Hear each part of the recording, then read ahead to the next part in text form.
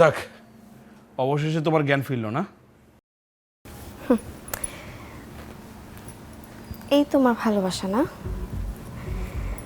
আমি যে তোমার সামনে পানি পানি করে চিৎকার করতে করতে মরে যাইতেছিলাম, তুমি আমারে পানি না দিয়া তুমি আমার সামনে আমারে দেখায় দেখায় পানি খাইতেছিলা। তুমি যে আমারে কত ভালোবাসো সেটা আজকে আমি বুঝতে পারছি।